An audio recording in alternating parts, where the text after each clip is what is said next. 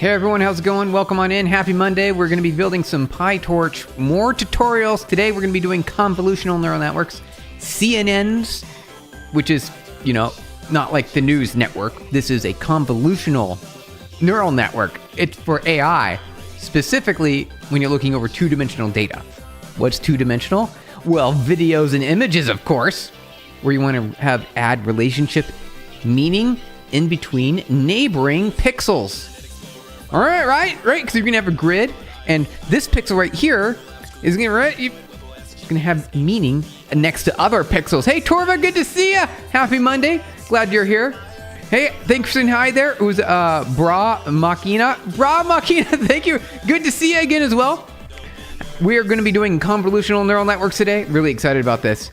We've got our tutorial up and running. It looks like a very simple getting started. We're going to go through the whole thing. This is part 2 of the Pytorch tutorials. Last week, we went through an entire segment of all basics. It was a little bit more than a basic. I think we did pretty good, though. So the plan for today, we're going to get through this. There is a video. We're not going to watch the video. We're just going to go through all the text, and we're going to figure out our things along the way.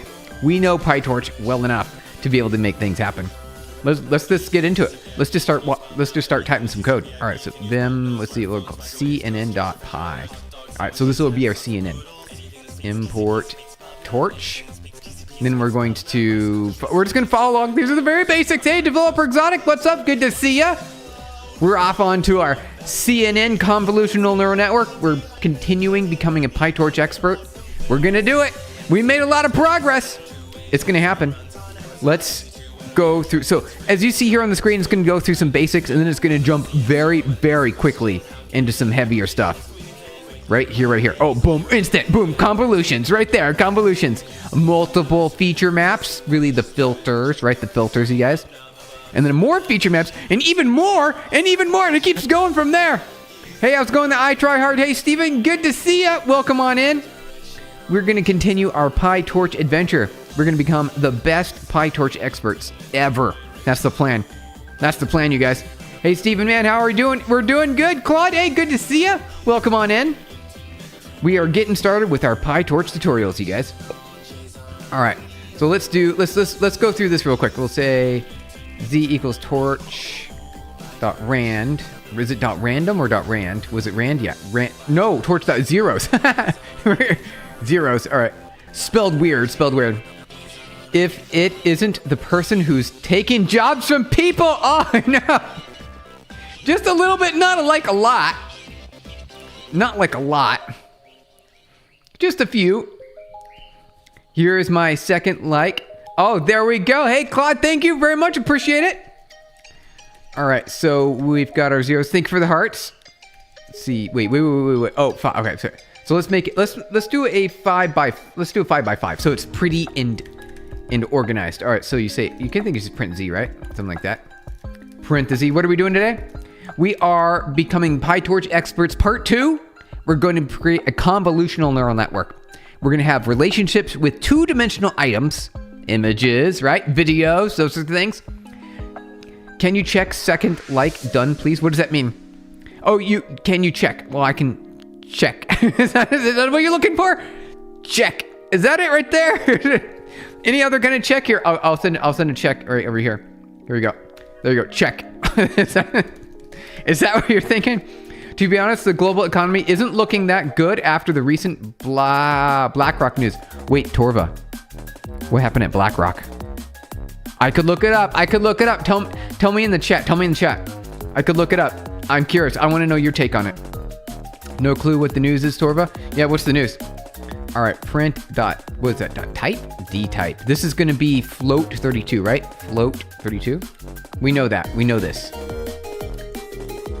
Float 32. Let's try it. All right, this will be Python CNN.py. There we go. That float 32. I knew it right there. Hello, hey, Jinlo. Good to see ya. We're learning about something that happened at BlackRock. You're here now. Yeah, you are. I saw you've got Tmux set up, right? You got Tmux. I saw you had some C++ in your screenshot. You got a little bit of C++ in there. You got some classes. everything's all set up nice. You got some code windows, you've got a directory, you got your compiler, you're all good to go. That's the way to do it. That's the way to do it. We could do that here too. We can make that. We can make multiple windows. So we do Python, or how about this? I've got a better idea. Let's bring it up over here. So Python cnn.py.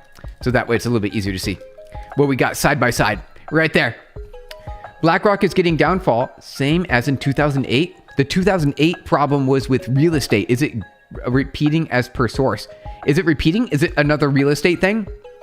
It's not Tmux actually. Oh, it's not. It looked like Tmux. I'm just using the built-in splitter Windows terminal. Oh, it looked like Tmux. It did. You tricked me. You tricked me. I might actually just set up Tmux either way. I'm gonna go back to that real quick. Let me see. Let's look at that. It looks good. Okay. Yeah. Okay. It's a good setup. I like it. I didn't know that you could have a. I mean, I did know. I didn't use it that way. It looks Tmuxy. And you've got some Vim. Is this Vi right here? It looks like regular Vi. Got some Vi right here. Yep, you got some Vi going right there. Nice. Hey, Mark Lemon, good to see you. Thank you for just saying hello. I always like to say, see your hello there, Mark Lemon. At least one. How is it going? We're going good.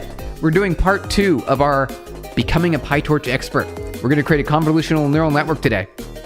It's going to happen right now. Let's do it. All right. So let's print the Z. Let's print the Z straight up. Print Z. There we go.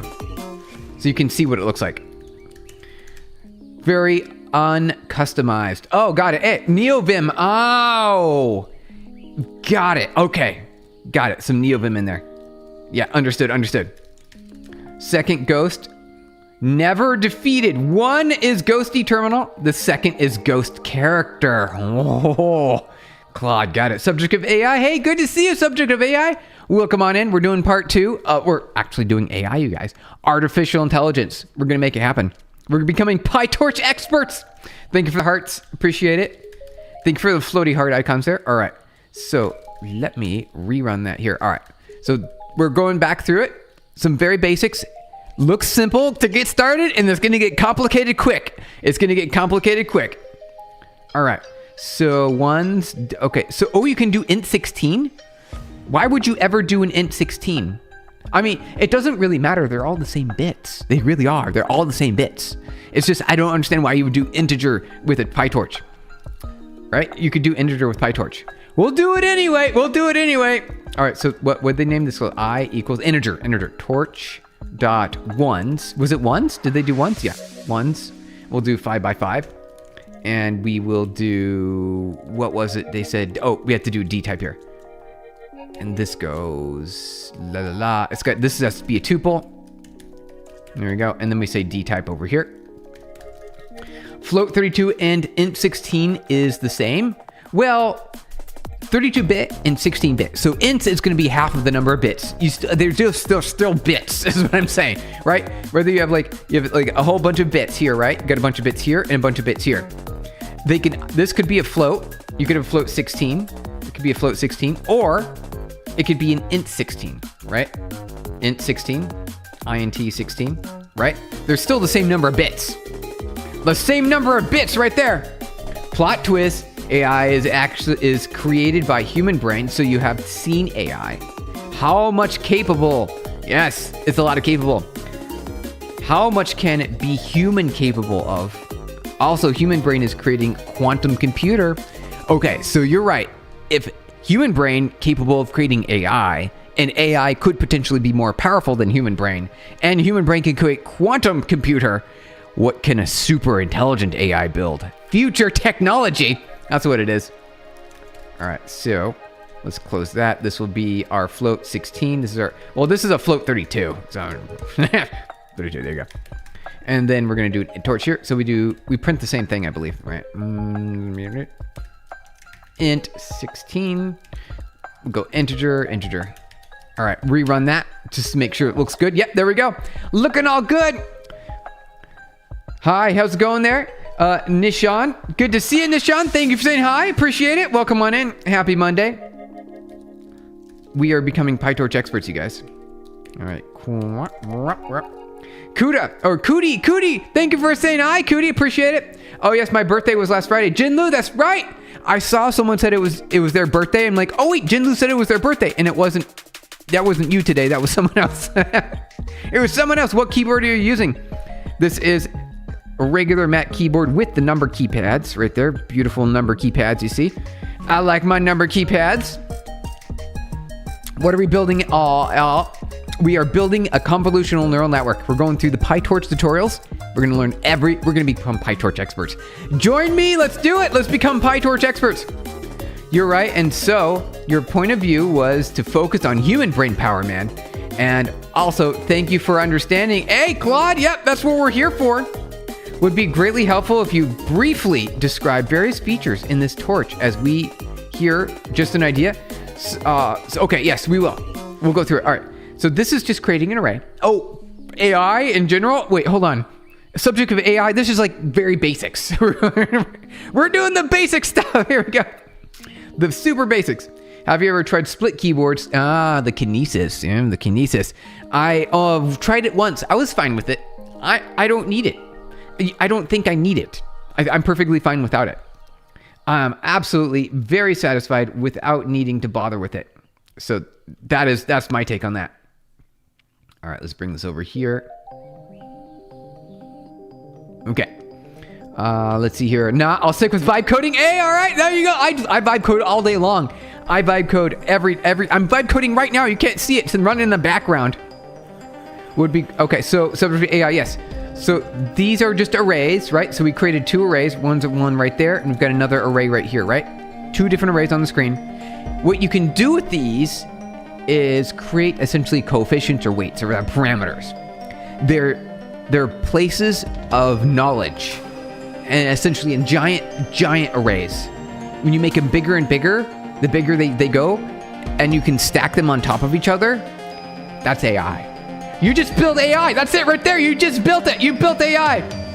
They hit their private loan withdrawal. Oh, they received request withdrawal approximately $1.2 billion. About half of those withdrawals were withheld while the total fund depreciation is assumed. Oh, that's a problem. Okay. About 7% of the held fund, there was also increasing awareness of those private liquidity loans.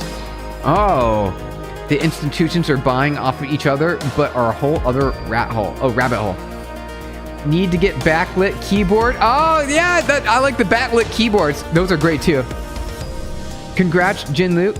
Couldn't be there on Friday. Yep, happy birthday, Jinlu. Backlit keyboards, you guys. All right, so Torva. That is a little concerning. It is, however, 1.2 billion. Yeah, right? That's this regular pocket change these days, isn't it?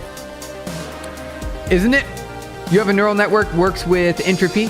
Oh, does it? Wait, entropy. Entropy. Do you mean entropy or entropy? And makes an AI look lowest energy, highest volatility state. And neural net is always even when no inference is happening. All right, Marlon, what are you saying? I don't understand. I tried to read it. You have a neural network that works really great with entropy. That sounds great. What do you mean? What are you doing with it? Wait, isn't everything like the pre-built in the library and we're just gonna use the split and fit to learn functions? Yes, you got it. So we've, on this channel before, many times we've written our own neural networks from scratch, our own neural network frameworks. We've built them live on stream. So you know we've done it before. It was more than once. We did it in JavaScript. We did it in Python. We did it in Rust. We did it many times successfully. Now we're going to be becoming experts of Pytorch, which has a whole bunch of extra things that we got to learn. A whole bunch of extra things. Fun, man. My keyboard is one vertical line, 4 number rows, which, wait, hold on. Wait, 4 number row? What does that mean? What does 4 number row mean? Which have important letter and use? That was the 3000. Like the 3000 inner. You'll have to show us the picture. I'm kind of curious about that. Kinda, yeah. The entire construct, if those loans and the businesses with them was restructured by the Federal Reserve as a severe risk to the global banking system, it's basically the same as the mortgages. Oh. Well, Yeah, that makes sense. If the businesses can't pay the loans, that's the problem. The lenders in the 2008 crisis were for home mortgages. Those loans were not repayable because the people couldn't pay them because they were getting bad loans. Well, are you saying the same thing's happening for businesses? Well, they have to just use more AI. They just have to use more AI. The time private liquidity loans. Oh, but this time it's the private liquidity loans. Well, those are backed by markets and securities. So those are not the same problem. Those are more liquid. Like homes, those are not liquid. They're difficult and take time to sell. But securities, you can sell those it's the same day. So that doesn't seem like an actual problem, is it? I mean, the features are brought by Pytorch framework, normally unavailable in other libraries like vanilla Python. Hey, subject of AI, yeah, exactly. We're gonna learn all those extra capabilities. We're gonna do that. We're gonna do it, it's gonna happen. It mimics the human neurology where it looks for the lowest computational effort and the highest volatility state. Oh, the neural net is always on. Last layer is diffusion and is always outputting.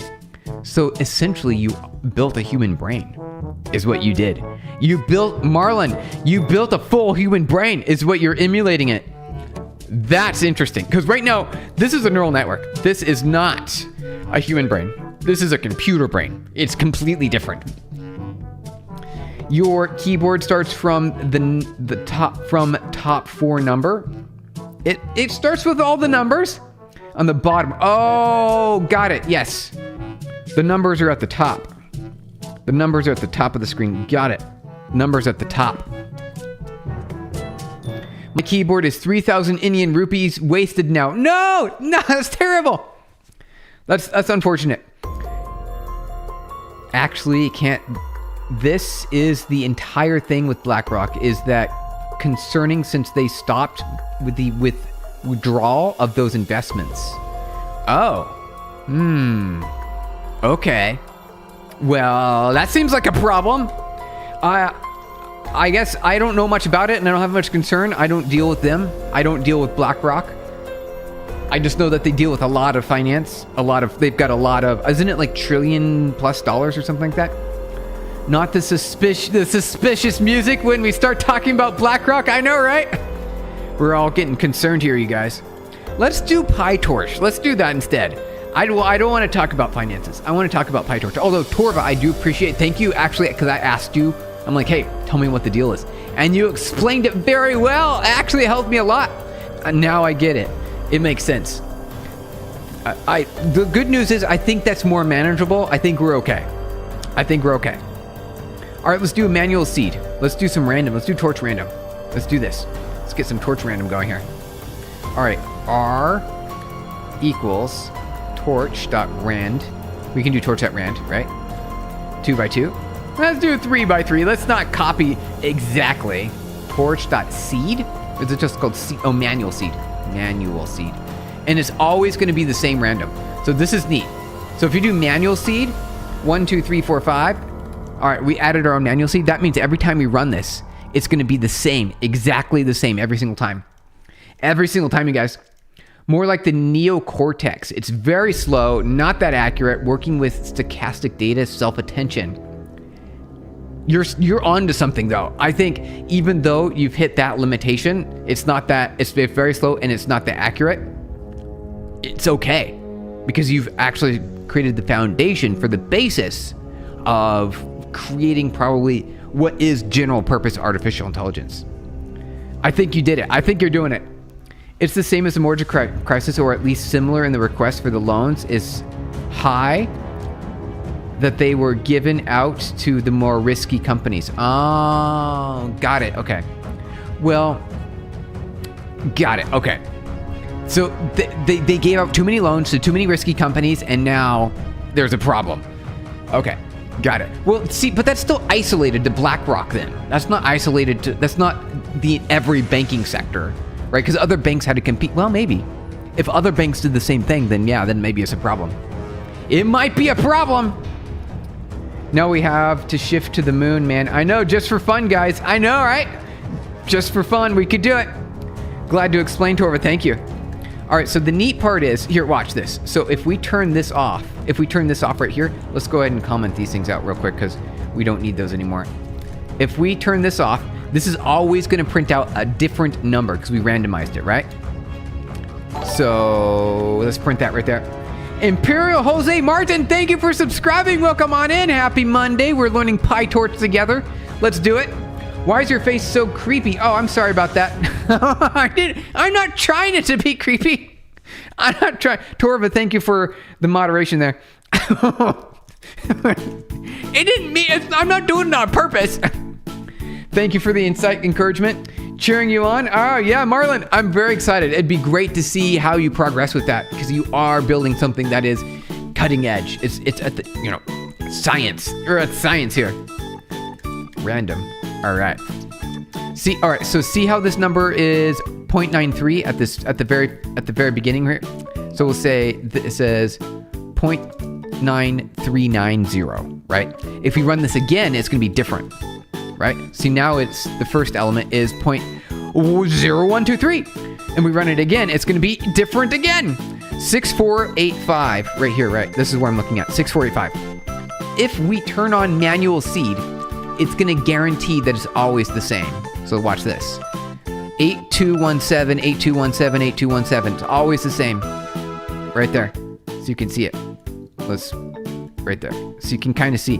All identical. 0.8217. Which is kind of great because if you want to have a deterministic, every single time, always getting the exact same kind of accuracy and having the exact same model every time you run it, then you can use manual seed. However, you might want not to do this because you might want to have some randomization in there. Having different random weights across all of your matrices can give you a better outcome on your model. I've seen this happen many times. You can train it once, train it again, train it again, and train it again, and you will get different capabilities with every single new model that you built. My point of view on the screen keyboard give me disturbances. You are getting disturbed? No disturbances. We're good here. We're good on keyboards. We're good. Keyboards are perfectly fine. In fact, we're using a keyboard right now. Seems kind of relevant to the conversation, doesn't it? Just a smidge. Okay. Let's do, oh wait. A different random tensor. All right, yeah. Manual seed. Yep. Okay, so we basically went through this right here. We showed that it's going to be random or not random. That's what you can do with manual seed, which is neat. I didn't know that Torch allowed you to do that. We learned something new already. If there's one thing you take away from today, is that you can do it manual seed right there. All right. So Pytorch tensors perform algorithmic operations intuitively. Tensors of similar shapes may be added. Oh, hey, who's it? T Gaming 3TP. Thank you for subscribing. Welcome on in. Happy Monday. We're going to build ourselves some really good Pytorch here. We're going to become Pytorch experts. That's what's going to happen today. Follow along with us as we learn every capability of Pytorch. We're going to do everything. All right, I don't know what's going to happen here. What are they walking us through? Oh, okay. So we're going to do some simple stuff. All right, check this out. Let's keep going. All right, so ones equals torch.ones. And let's do a 2x2. I think we just do 2x2. We'll follow along this time. And we could do two. Wait, what? Twos? There's no twos. No, it's not the same thing. Oh, it is twos because we multiplied it. Oh, look at that. All right. Twos equals torch dot. Well, I suppose we could just say ones times 2, right? Why make it new? Why do a whole new one? Let's just do twos like that. All right. Let's print this. Print ones and twos. Okay. So it should be, we'll find out. Let's find out. Oh, it is ones and twos. See right there, ones and twos. I like how the tutorial gave us just recreate the same array again, exactly identically. Whoa, W's in the chat. Hey, WCKD Studio, welcome on in. Good to see ya. Happy Monday. So we just created 2 arrays, one with a bunch of 1s and one with a bunch of 2s in it, as you can see right here. Easy, simple. And we did that by using multiplication, which is really neat that you can do this. This is where Python shines and why it's one of the better languages when you're working with math and things like that, especially with AI. Comparing it to other languages allows you to do operator overloads. Really, it's kind of, they're called dunder methods, or the double underscore methods allow you to, when utilizing an operator, it can tell you exactly how to deal with it. And that is really powerful. It gives you the capability to program specifically for that. So you can have really beautiful syntax that looks like this right here on the screen. So you can see I've got 1, which is really an array or a matrix, and I can apply a math operator to it. I love that. That makes me really happy. That's great. Is that on-screen keyboard built into the Mac? Oh, it's oh, got it. I know what you're talking about, this thing right here. It is built into the Mac, yes. It's built into the Mac. Claude, thank you for asking that question 3 times. I did not know what you were talking about until you answered the 3rd time. I appreciate it. Yeah, this is built into the Mac. I think it works when I even type on it right here, yeah. So I can click it with my mouse and it will type too. Or I can, type on the keyboard like that. Math in C++ is not fun if you are not aware about the size of your data types. Yeah, good old C++. It is, you got it. Sorry and thank you, man. Oh, thank you, appreciate it. I wasn't getting until you mentioned it 3 times. Okay, so let's do 3s. Let's do 3s. Oh, let's do 3s. All right, let's do it. THREES equals 1s plus 2s. And we'll print out 3s. There you go. Right here, you guys. Let's do it. Printing out 3s. Yep. 1. Oh, wait. No, we can start here to that, right? Let's count together. 1, 2, 3. We did it. 3. We're keeping things simple today, aren't we? We're doing it. Easy. Bro, how is 0.1 plus equal to 0.99998? Is it? Let's try it. We're gonna try it. All right, I try hard. Let's do it. Let's see what happens. Are you ready? Python. All right, here we go. Whoa, look at that. It sure is right there. Shouldn't it equal 1? I think it should equal 1. It's because of how the bits are assembled in floating point numbers. It's how the bits are organized. It's an organization problem of the bits. In real world math, this should equal 1, not 0.9. Isn't that weird? Bye, man. Meet you tomorrow. Claude, thank you for stopping by. Good to have you here. I know why. It's just been extra defensive. With C++, you gotta be careful. Yeah, it works everywhere. Oh, right. Let's try Gin Luz. Are you guys ready? All right. 0.1 plus 0.2 is going to equal 0.3 with a 4 at the end. Why? They got that little extra bit right here. Look at this. Whoop, right here. Right there. This 4. What is the deal? Why that there, though? Why that there? It's weird. My number didn't... It's like I came to 4. You came to 1 at the end. How odd is that? Yeah, float precision, you guys. It's the float precision. Concurrency and agnostics. Yeah, fully explains why it's the case. Remember that as well. It is, unless it's been fixed. It's no fixing there. No fixing, you guys. All right. Let's boom on to the next road here. So we just did all sorts of fun, good stuff. Oh! Uncomment this line and get a runtime error. Oh, okay. You guys want to see a runtime error? Let's do that. We'll create this. Okay. Let's hide this here real quick. You don't need that anymore. All right. R1 equals torch.random. Was it rand? We'll go. Can we do? Okay, yeah. Let's do 2, 3. And R2 equals torch.rand 3, 2. If you look at that, let's just print these out so you can see R1 and R2. There we go. Print that out before we hit the error case. you can see that they're two differently shaped matrices. One is a 2x3, the other is a 3x2. You can see this one up here is wide, right? It's like sort of wide and short. The other is taller and skinny, right?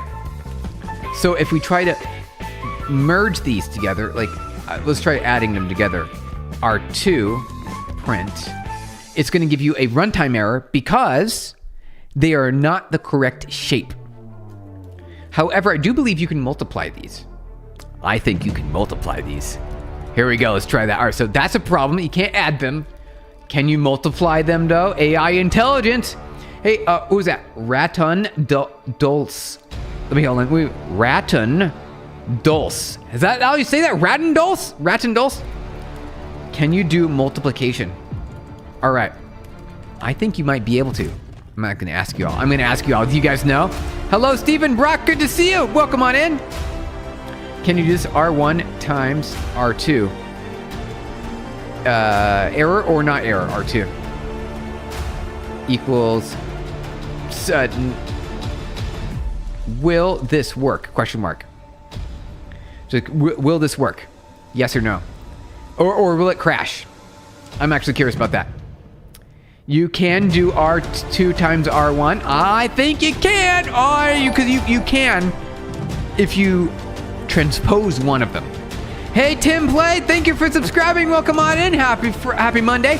We're becoming Pytorch experts. Keep watching, you guys. We're going to become a Pytorch expert. We're going to become Pytorch experts together. AI intelligence. Brosk, good to see ya. Happy Monday. All right, you guys, let's keep going. All right, so will this work? I think it might, or we might have to do this .t. One of the two. Otherwise, or we might have to do that. Like we might have to do the @ sign. I think but let's just try multiplication first. Will it give us a runtime error? 3x2 times 2x3 possible. 2x3 times 3x2 is not possible. Really? Oh, yeah. Yep, you know it. I can see right there. Look at that. Because they match up. Well, do they though? Do they? Because the 3's match up with each other, right? On either side. All right, we're going to find out. You guys ready? Runtime error or no runtime error? Oh, there's a runtime error. Uh-oh. That doesn't work. You have to transpose them. You might be able to do it with the @ sign, so it's a matrix mult. Let's find if the matrix multiplication does work. Yeah. So the @ symbol will automatically transpose them. So you do .t, that will work, right? That'll work. Hey, that'll work. See, there it goes. You need the .t. Hey, because you're doing matrix multiplications instead of a dot product. Oh, hi. Good to see you there, Obscure. Welcome on in. Happy Monday. We're becoming Pytorch experts, you guys. Adam, Mr. IT, good to see you. Welcome on in. Hey, good to see you. All right, let's keep on going, you guys. So that'll give you, this works, and these are the same thing. Actually, let's find out. Are these the same? Are these the same? Are they? Also, you should be able to reverse these, I believe, right? You should be able to do R2 and R1. Let me double check that that's fine. Let's double check. We'll check that really quick. We'll check. Love your energy, Obscure. Thank you. I appreciate it. It's really good feedback. We're really excited because we're becoming Pytorch experts, you guys. The poll's incorrect, Steven. You got it. I know. Wait, is it? Wait, the poll's wrong? Hold on. Is the poll wrong? Oh, you're right. It was wrong.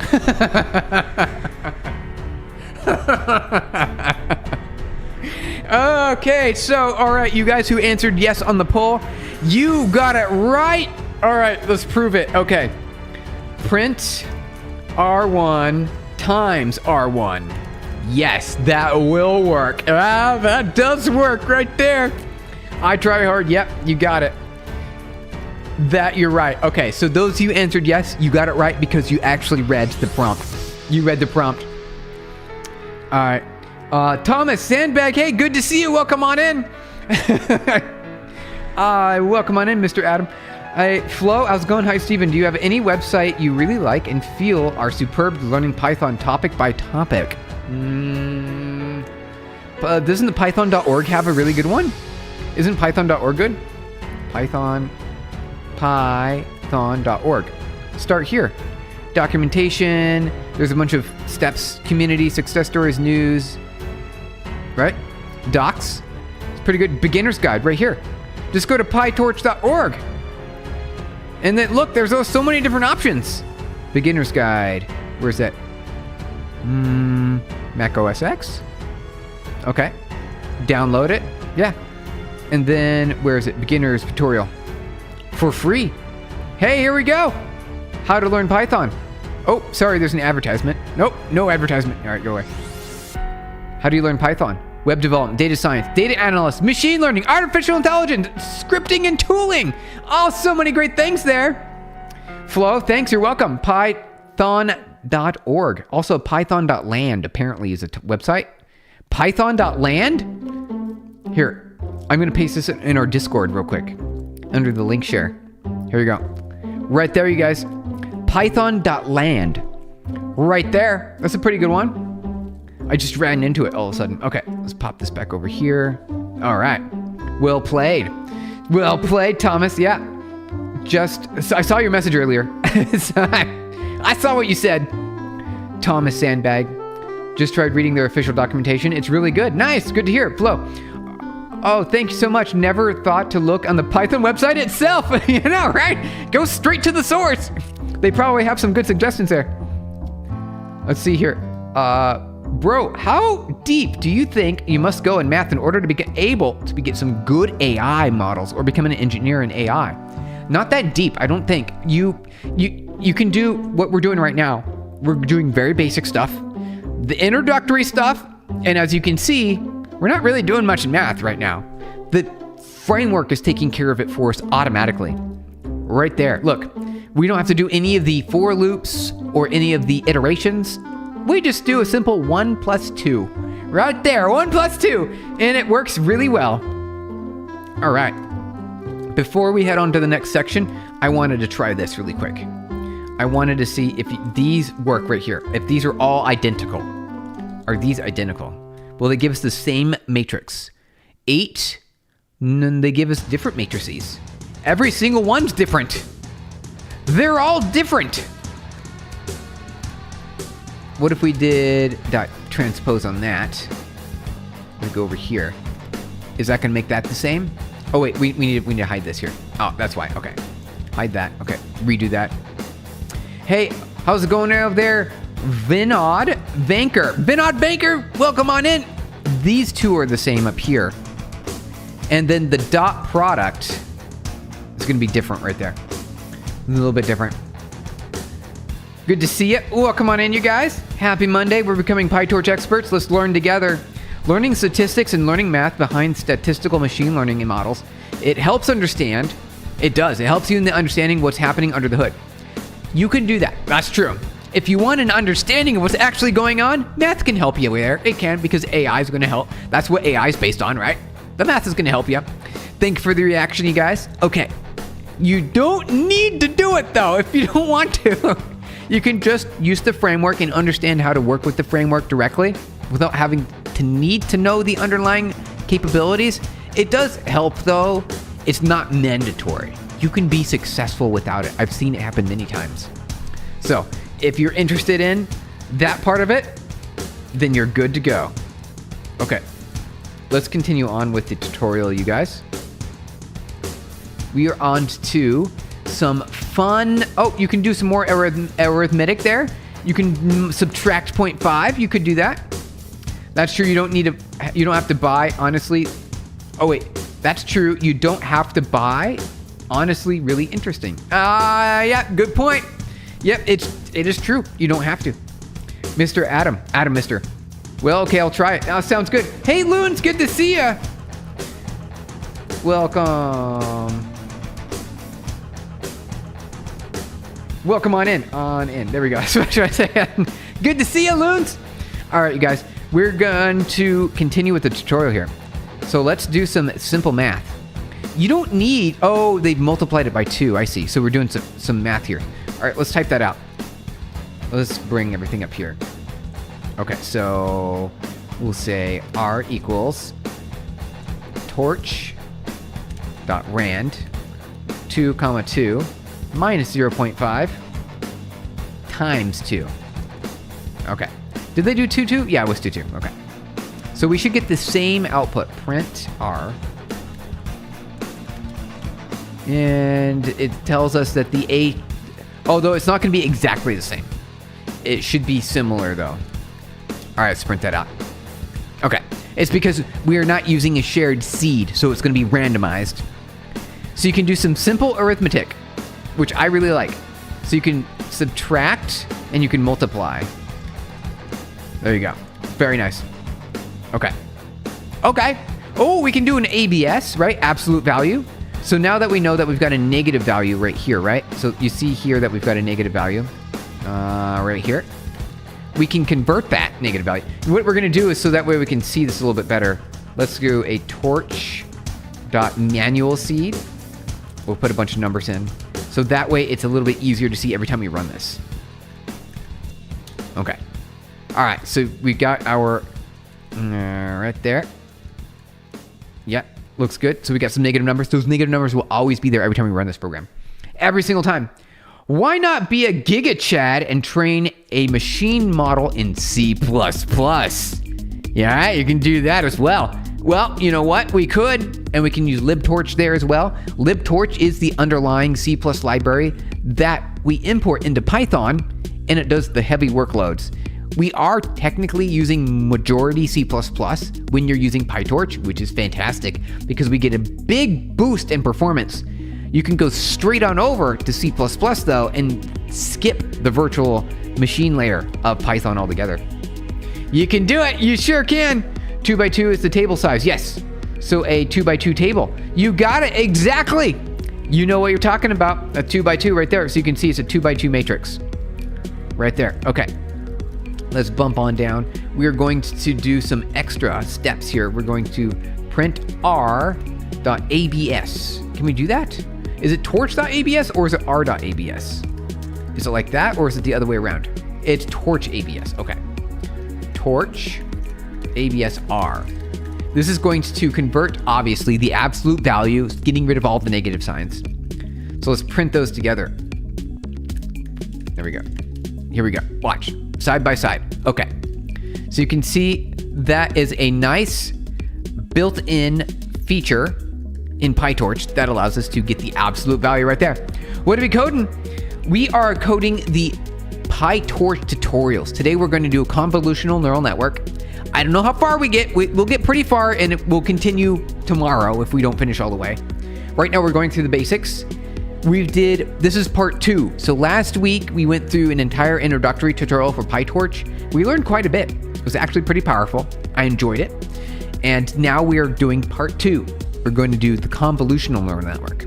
So we did fashion MNIST last week. And today I believe we're doing ResNet.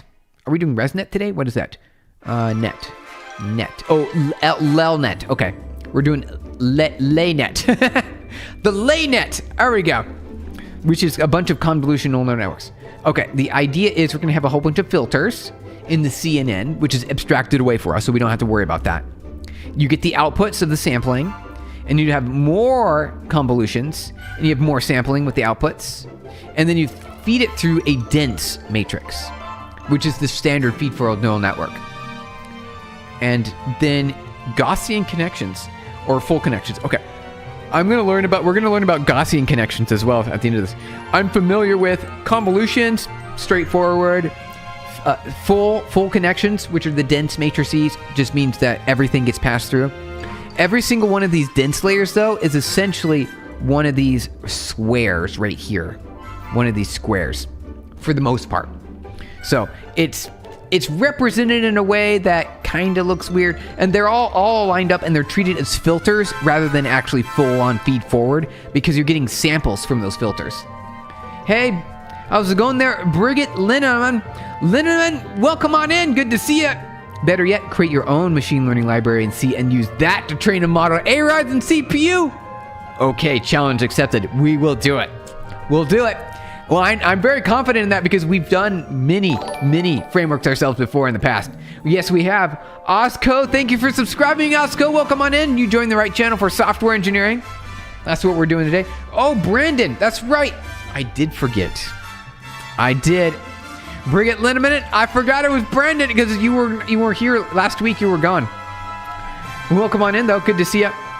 Can you show us gradients like the A-torch tensor requires grad true? F equals A to the power of 2, and then F dot backward and print the grad. Yes. Sat it. Absolutely sat it in. Sat it in. Yes, we can do that. Absolutely. That's part of the plan here. We'll do that. So that might not be today because we did that on Friday, essentially. We did that on Friday. So that's the last stream. And on Thursday and Friday last week. Today, we're going to go through convolutional neural network. We're going to build the CNN, and then we'll see the feed forward part. We might, depending on how much time we have, because we have about an hour left. We've got plenty of time. Okay. We're going through the entire tutorial, though. We don't want to skip anything. We're being very meticulous about going through everything. No misses. So right now, we're on ASIN. Inverse the sign of R. The inverse of sign of R. Okay. Let's do an A sign. That is torch A sign. Okay. Print torch dot A sign R. All right. What is that? What's an A sign of R? Let's split those across. 1 hour and 20 minutes. Yep. All right, Torva, you got it. Heading to bed. Bye, everyone. I try hard. Good to see you. We'll see you tomorrow. Don't worry. We're going to continue on with this. So if you miss anything, we'll let you know. Do you know how to calculate sine function itself? I know it's, so it's a wave, right? So the sine function, you would need, so you give a bunch of numbers. How would you do that? I would be able to write it myself if I saw the algorithm or the equation. We might be able to come up with it on our own if we tried. Knock, knock, who's there? I'm actually kind of curious. What is the sine function? I'm going to cheat. All right. Let's see. Sine function. Let's get a quick little math on that. Is that theta? Oh, whatever is the input. We don't care. Foundational trigonometric function. Yes. Opposite over the hypotenuse. The vertically component of a unit vector given an angle. So we got the opposite and the hypotenuse. So we've got our input. Where's the graph the smooth wave of sine starting at 0, 0, reaching maximum of pi over 2, minimal of 3 pi over 2. I got it. Oh, is this it here?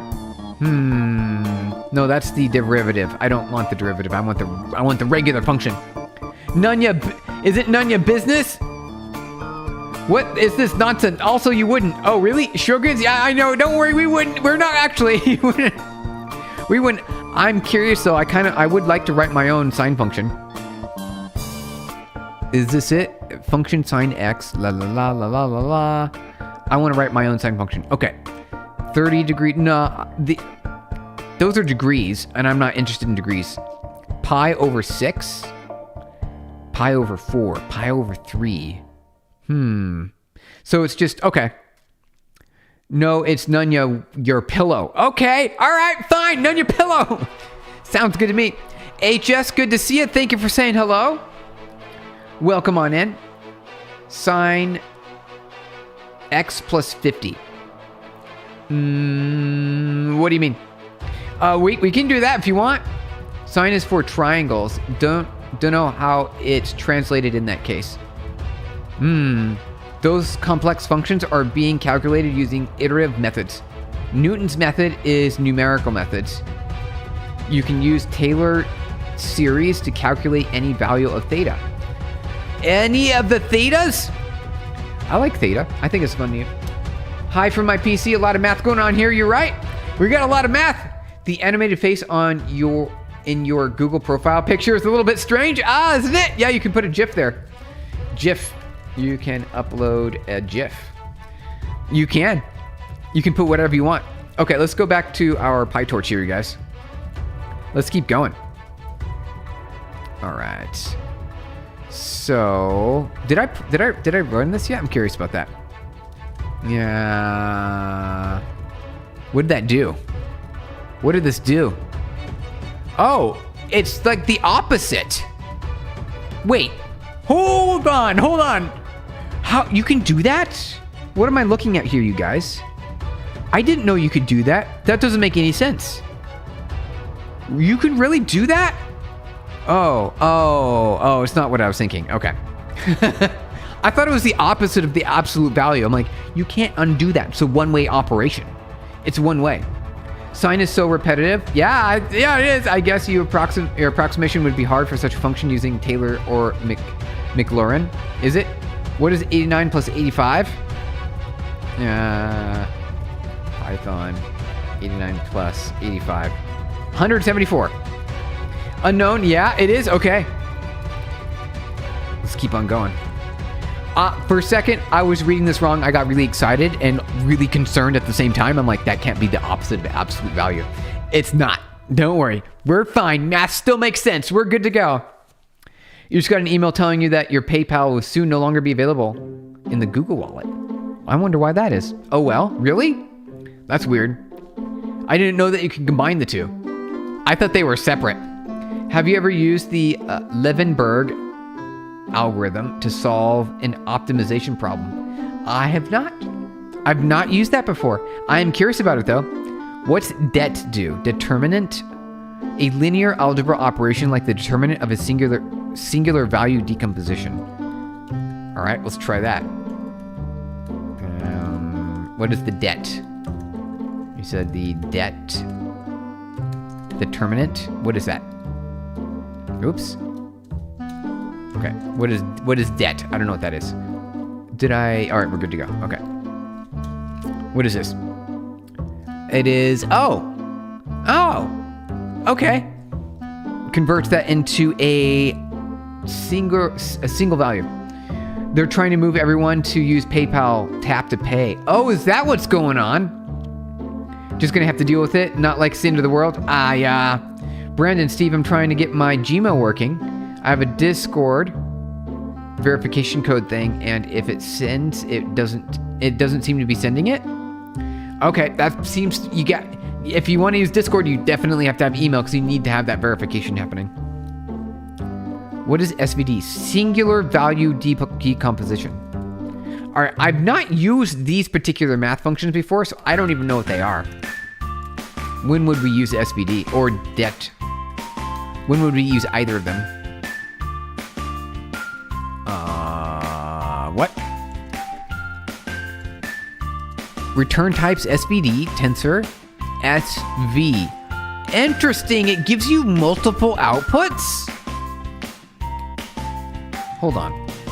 Let's clear these other ones out real quick. Okay, what is this? What would you, so you got U, S, and V. Singular value decomposition R. All right.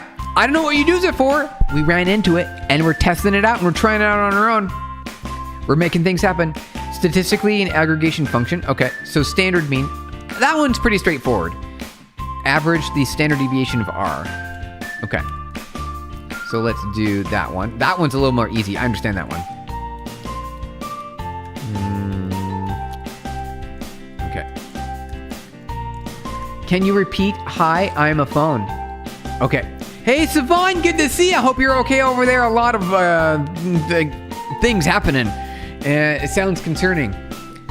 Are you doing okay? I hope you're okay. Yeah, okay. Good to hear it. Nice. We're doing the standard mean now. All right. Standard deviation mean. Should be giving a 1 value? Okay, it gives us 2 values.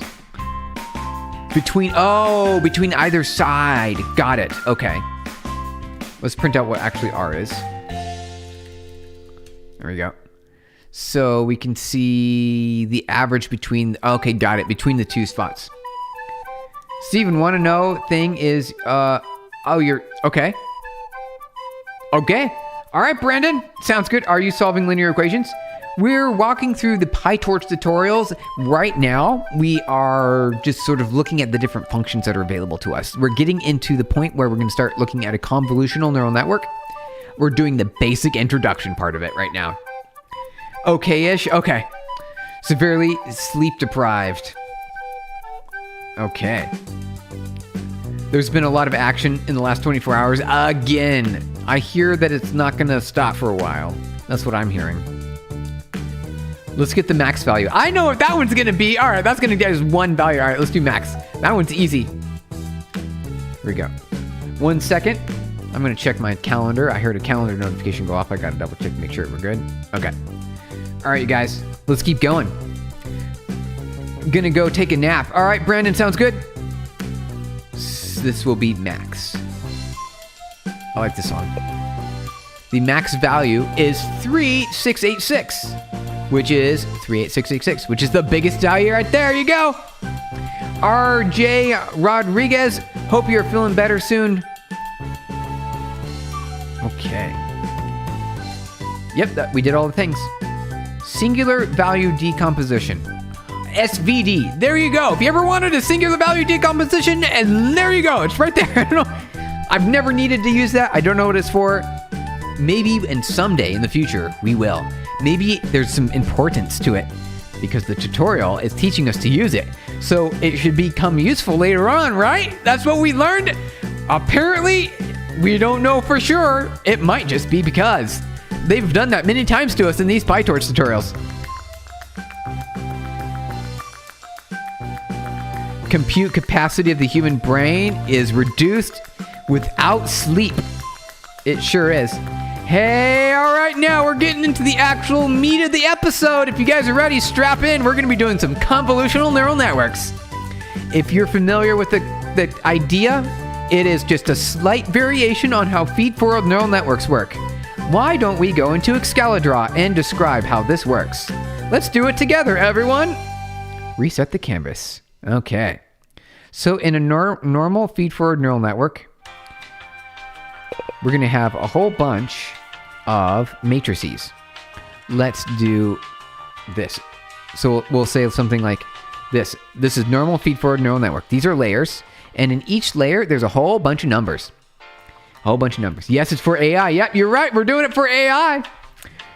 Oh, hey, we got a member. Hey, we got what's the whiteboard software we're using? Hey, thank you for the membership. I appreciate it. My gratitudes to you. That is a great, fantastic feedback. You're saying that you like the channel. The whiteboard software is called Excalibur. Here, I'll paste that to you. It's called Excalibur. There you go.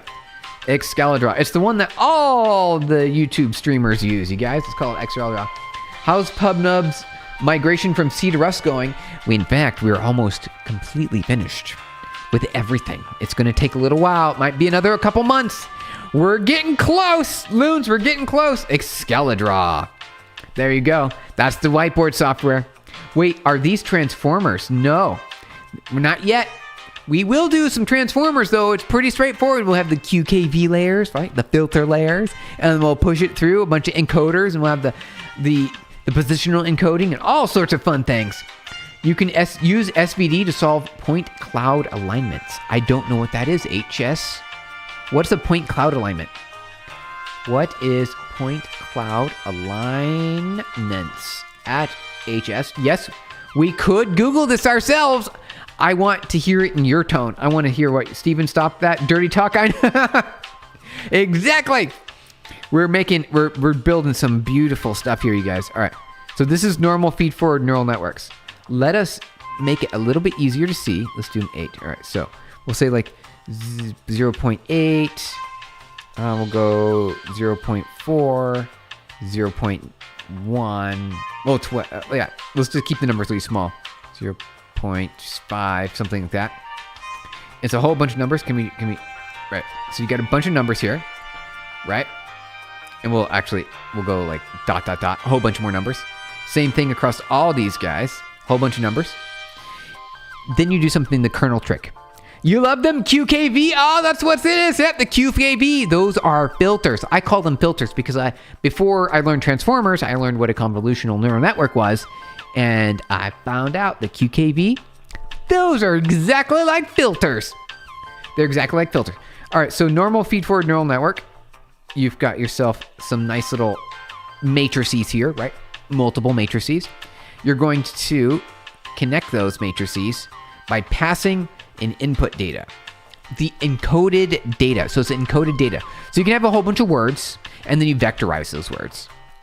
Let's go through the full process. I think this is important. We need to establish the fundamentals. Let's do that. All right. So we're going to say the cat, here, let's zoom in a bit here. The cat jumps, keep it easy. The cat jumps. That's going to convert into some numbers like this. We're gonna keep it easy. We're not gonna do an embedding. We're just gonna keep it super simple, really clean. We'll do a simple vectorization, a very simple vectorization, you guys. Let's do that. Nothing fancy. 0.12. We'll do that. 0.01, 0.5. We'll just do really simple. So it doesn't actually. It's not actually like that, but we'll just say it is. We'll say it is. Transformers are a lot. A random structure was discovered to solve translation and accidentally solved coding and a bunch of other tasks. Who would have thought? They say it on Saturday Night Live. Did they really? Vividly, you remember it vividly? The shows of the beauty of the vector and the calculus and the incredible impact. Yes. Really incredible. Generative AI, you guys. By the way. As far as I understand, after reading a bit, SVD is comparable to doing principal components analysis, reducing your data dimensions and keeping only relevant, meaningful data. It reduces matrix size. Oh, so we could use that to reduce data on our input. So we could extract meaning. So we could do an SVD layer in here, sort of, right? We could do an SVD. I didn't know about that. Thank you for mentioning it. I appreciate it. I would say your name. I do not read that language. I don't know how to say that name. By the way, want to look at the source code of this sidestep game that showed up before? Sure. Jin Lu sounds great. Point cloud alignment is the process of finding a spatial transformation, rotation, and translation that aligns two or more 2D or 3D point clouds into a single unified coordinate system. Okay. That's what SVD is, apparently. So it allows us to change the dimension and we throw a projection through that. So we get a giant array, right? We get a giant matrix here, and then we change it, and then we project through it, and we get values on the output. Is that what's going on? To get sort of like an idea of shared meaning. So it's a compression. It seems like it, doesn't it? It seems like it. We get our input data. Let's keep going, you guys. And then we do feed forward, where we multiply this array to this array. We do a transposition, so that way we could pop that through, and it creates a whole bunch of fun things here. Can we do this? All right, let's do 7. Let's do is it 5? All right, 5. And we keep doing feed forward. That's kind of hard to read. That's kind of hard to see. Let me change that up a bit here. Here we go. Make it a little bit easier to see here, so we know what's going on. Just a smidgen easier. Okay. There we go. A little bit easier there. A little bit easier here. Okay. And then we will grab this and we'll move it. So number 5. There we go. Number 5 here. Okay. Number 5 here. And each time you pass it forward, it's gonna be different. Heat map based compression, basically, yeah. Oh, is it? Oh, nice. Thought, nice, familiar, very nice. When we do this, we get a different matrix on the output. Those numbers transmute. We're gonna multiply it on the input layer, and it's gonna give us a whole bunch of numbers. And we multiply that, it gets a whole bunch more numbers. Richard James, thank you for subscribing. Welcome on in. Happy Monday, you joined the right channel. We're learning about AI. We're teaching the whole world about AI. And along the journey, we're going to become the experts in Pytorch. We're going to do it. We're in part 2 now. This is week 2. We're on the second part of it, you guys. Let's keep going. So this is essentially, let's walk through it. The cat jumps, you vectorize it into a bunch of numbers that represent the meaning or maybe the index of those words. You could do that. It's very simple. You probably want to do something more advanced later on with some embeddings, which give you more meaning about numbers. It's a whole other story there. We don't need to walk into that. Let's just say the cat jumps is 3 numbers, 1, 5, and 9. We multiply those numbers with a matrix. We take the output from that multiplication and we do that again, the kernel trick, and we do that again, and that gives us a final output. We might want to convert that final output into a classification. That classification could be something like we're talking about cats or we're talking about dogs, animal classifications. You can do a whole bunch of different things. That's kind of how that looks. If we compare that now to a convolutional neural network, so this is the standard. This is the standard network here. So let's go extra large. So this is MLP/DNN/ANN, right? The feed forward, set, kernel trick, all this stuff is all the same thing. Matrix, multiplication, things like that. Link to source in Discord. Yeah. If you send in Discord, let me know. All right, let's keep going, you guys. So that is the initial AI. That's the initial AI. And this is always used everywhere. So this is the foundation. It's the foundation. We go a step further. Is there back propagation here? Yeah, you could do that as well. If you know what the answers are. If you already know what the answers are, you could back propagate. We could do that as well. We could just show you what that looks like. There's a pencil here. So in back propagation, you're going to pop this out. We're going to go a step further. Mr. What is it? How do you say it? Shifikwa Ramen, thank you for subscribing. Welcome in. Happy Monday. We're doing Pytorch, you guys. We're becoming Pytorch experts. Oh, if it's there? Oh, is it there? I don't know. Is it? Oh, Jinlu, it is. It is there. Currently still reworking most of the code right now. Let's take a look. Let's take a quick little break. We will go into the back propagation. We're going to go a little bit of break here. Jinlu just open sourced a game that has been built. So you just put this on GitHub 2 weeks ago? Okay. It was around before 2 weeks ago, right? So you must have uploaded this and you've had this somewhere else other than GitHub for a while. Kind of curious to see what's in your make file. A whole bunch of makes file stuff in here, don't you? EM script? Win32. What's this Win32 business? All right. Let's see here. Sources. I want to understand a real-world hands-on backpropagation and gradient descent to understand the net and grit of weight editing by transformers. It's the same. It's basically the same as a CNN, as far as I understand it. So it's a step further. So if you're familiar with the deep learning neural network, artificial neural network, that part's easy. The part that's different is when you have multiple filters and then how you transmit the loss from the previous layer into the convolutional layers. ECMAScript is for WebAssembly. Oh, that's how you got it to work on the web browser. Nice. Jinlu, you're fancy. Raylib. Okay, Raylib, you guys. Okay. Got some Raylib here. Let's zoom in a smidge. 1280 by 720. So we've got a wide screen. Target FPS. So does this cap the FPS? The chain rule dependent process. Got it. So I'm probably already familiar with what the chain rule fundamentally is. I don't know exactly. It caps it. Yeah, got it. Okay, nice. Scene manager. All right, we got some scene manager from our Raylib, which is probably gonna be like camera, objects, and things like that. What activation function are you using? Oh, yeah, you're not even, we didn't even go into activation functions, did we? So we could talk about that as well. So you've got an activation function that you could wrap on the output. and then you get your final value. Before we jump into that HS, we're going to look at Jinlu's source code real quick. You'll re-implement the option to customize the max FPS. Oh, that's good. No worries. You can just 60 frames per second is more than you need. We're good to go. All right, the scene manager is custom made by me. Oh, is it? Very nice. Change scenes. Hey! So that way it allows you to have multiple scenes. Game state, game starting, game menu, game over screen. Oh, if you also look at the fork of the BTC trading bot, you improved and made Windows support.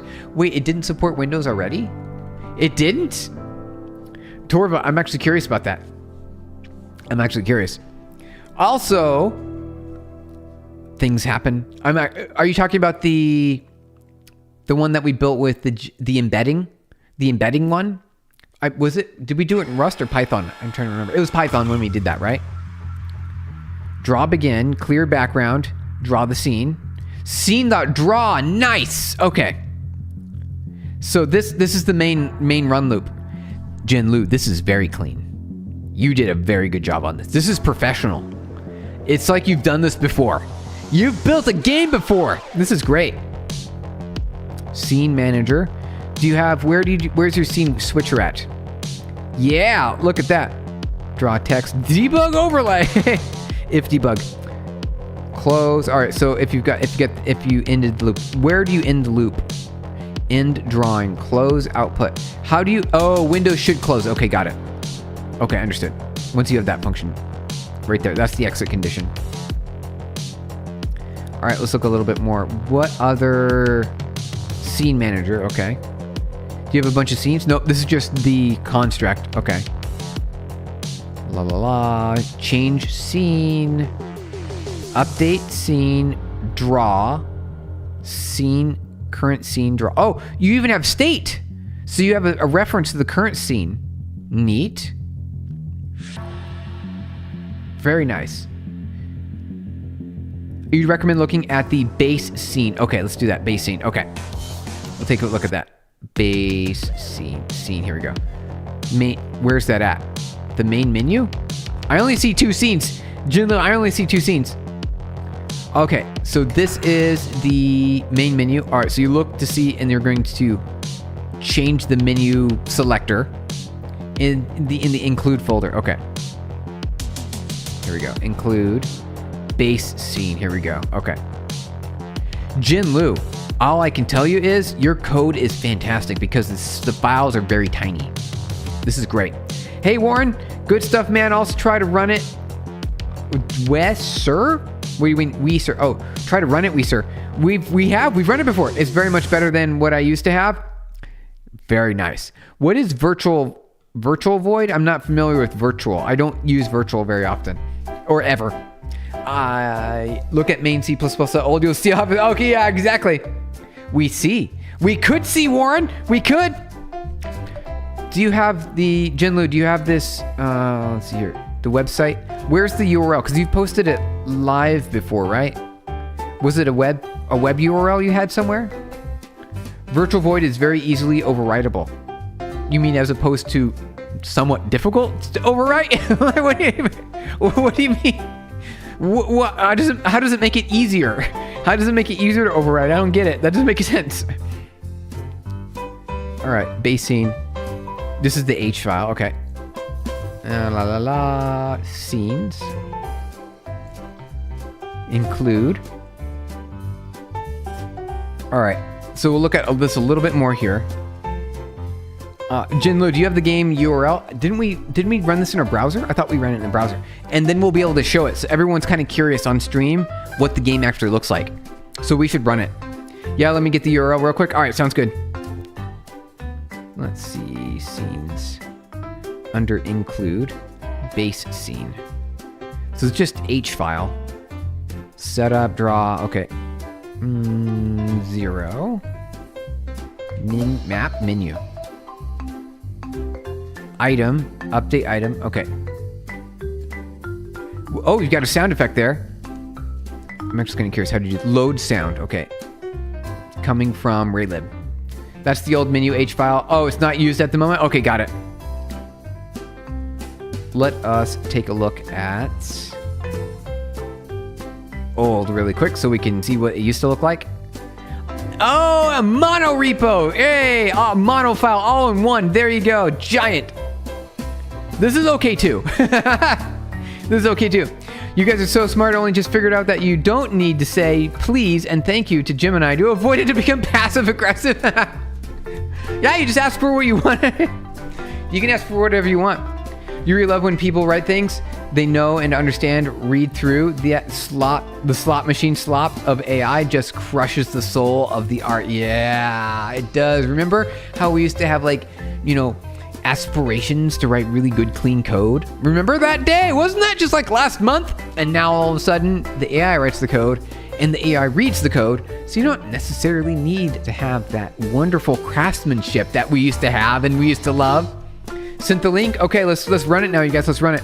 You told Claude not to sugarcoat anything, and now it has an attitude. Did you? You could do that? I didn't know you could do that. We'll try that out. Here you go, guys. Are you ready? We're going to play the game now. Run the game. Here we go. We'll see how good we do. 5 seconds to continue. Sorry for the inconvenience. No worries. We're fine with that. Here we go. Okay, was it? Okay. So it is move left is G. Okay, so it's G and H. Oh, okay. Here we go. Here we go, you guys. Oh, I have to press the button over and over. I have to rapidly tap it. Okay. I forgot about that. Here's the game, you guys. It's basically go through the tunnels without crashing. Here you go. That's what this game is. Go through the tunnels. This is the version where you had before. Oh, I went through the word. Ooh, that was close. The code base you built before you started to rebuild code base. Got it. Okay. So this is the original game in the giant for loop, in the giant single file. Press confirm to go back to the main menu. Start. Okay. I'm going to try again. Here we go, you guys. Here we go. Okay, let's see if I can make it happen. All right, this is Jinlu's game. So this is the code that we were just looking at. Jinlu says that the C++ main file, the old version, this is that currently, which was everything all in one giant file, which is perfectly fine. You can do that. I mean, it's not organized, which is fine. It still works. It still works, as you can see right now. It's doing pretty fine. Perfectly fine. Perfectly fine. Starting to get good at this one. All you have to do is press left or right. That's the whole point of this game. Yeah, this version still has to switch cases in the while loop. Ah, got it. Can you do this and get extra score? You taught me how to do that. You taught me about the extra score. I was paying attention. It also has memory leaks if you navigate to the binaries. Oh no. Apparently if you're running the native binary. Got it. Okay. In the browser, it seems to be fine. Oh. It's getting close there. Does it get faster? Is it getting faster? I can't tell. Or does it just wait for a mistake until I get, like, my fingers atrophy here? We need to get to the convolutional neural network here pretty soon, you guys. the CNN part of the stream where we actually start building artificial intelligence. Ooh, I almost lost there. I almost lost. Nope, it never gets faster. Oh, okay. All right, Jinlu, that was fun. This is a good game. It's simple, it's easy to play, and it's like exciting. It's exhilarating. It's weird how such a simple game can like bring that level of enjoyment. All right. Jinlu, thank you for sharing the code. What's the difference between a CNN and just a neural network? Okay, let's do that. All right, HS, are you ready? Let's do this. So we're gonna go back to our source code here, in our. So this is right here. This is a normal neural network. You've got 3 matrices, which are the coefficients or the weights. They're usually static. You can train them through backpropagation, right? This is where the learning process is. You had only one job to press left and right. I know, only one job, and eventually it has a problem. You get atrophy. Hopefully by the time I have the codebase rework done, it'll be more fun. Sounds good to me. I don't know about that. You're making the same game. You could probably add some more features though. Can check your Discord. Yes. Can you check your Discord? Sure. What on the Discord?